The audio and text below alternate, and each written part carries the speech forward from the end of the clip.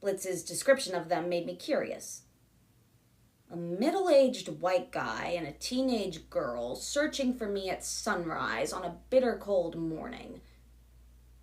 Why? Who were they? I crept along the edge of the pond. Almost nobody took the lower trail under the bridge. I could hug the side of the hill and spot anyone approaching on the higher path without them seeing me. Snow coated the ground. The sky was eye-achingly blue. The bare tree branches looked like they'd been dipped in glass. The wind cut through my layers of clothes, but I didn't mind the cold. My mom used to joke that I was half polar bear. Damn it, Magnus, I chided myself. After 2 years, my memories of her were still a minefield. I stumbled over one, and instantly my composure was blown to bits. I tried to focus. The man and the girl were coming this way. The man's sandy hair grew over his collar. Not like an intentional style, but like he couldn't be bothered to cut it. His baffled expression reminded me of a substitute teacher's. I know I was hit by a spitwad, but I have no idea where it came from. His dress shoes were totally wrong for a Boston winter. His socks were different shades of brown. His tie looked like it had been tied while he spun around in total darkness. The girl was definitely his daughter. Her hair was just as thick and wavy, though lighter blonde. She was dressed more sensibly in snow boots, jeans, and a parka, with an orange t-shirt peeking out at the neckline. Her expression was more determined, angry. She ripped a sheath of flyers like they were essays she'd been graded on unfairly.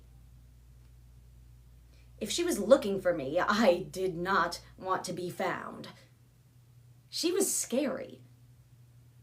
I didn't recognize her or her dad, but something tugged at the back of my skull, like a magnet trying to pull out a very old memory.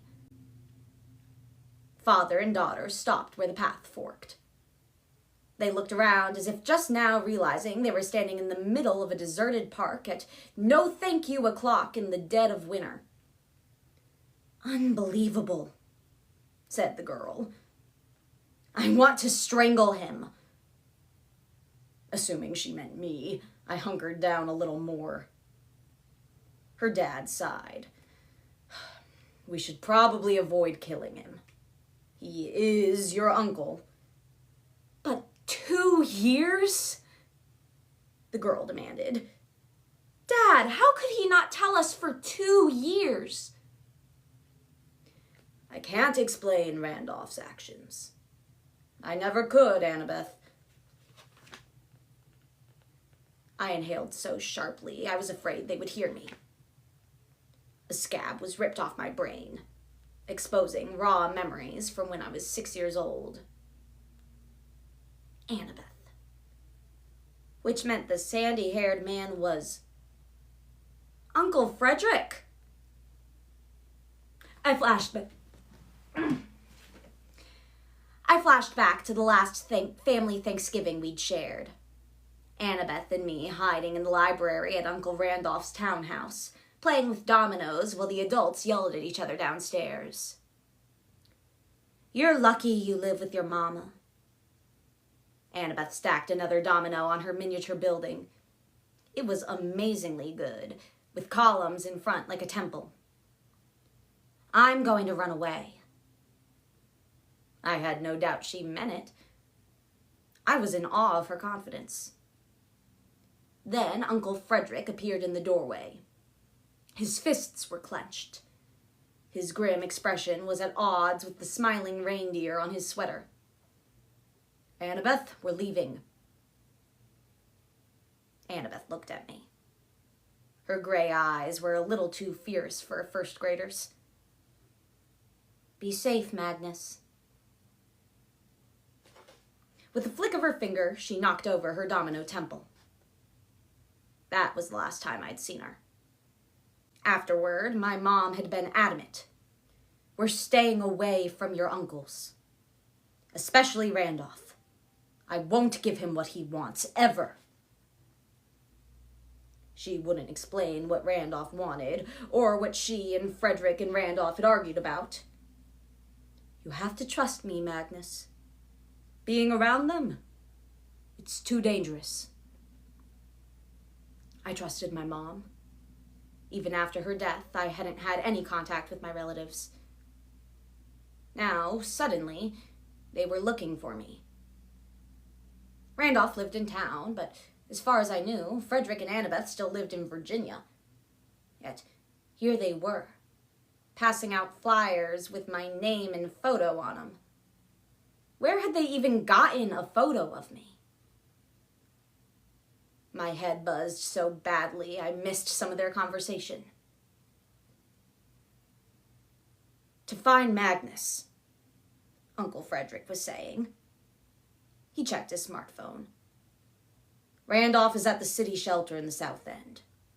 He says no luck. We should try the youth shelter across the park. How do we even know Magnus is alive? Annabeth asked miserably. Missing for 2 years. Thank you. He could be frozen in a ditch somewhere.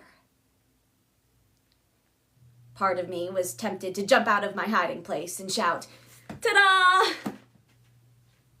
Even though it had been 10 years since I'd seen Annabeth, I didn't like seeing her distressed. But after so long on the streets, I'd learned the hard way. You never walk into a situation until you understand what's going on. Randolph is sure Magnus is alive, said Uncle Frederick. He's somewhere in Boston. If his life is truly in danger.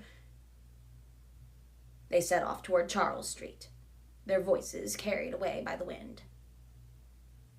I was shivering now, but it wasn't from the cold. I wanted to run after Frederick, tackle him, and demand to hear what was going on. How did Randolph know I was still in town? Why were they looking for me? How was my life in danger now more than on any other day? But I didn't follow them.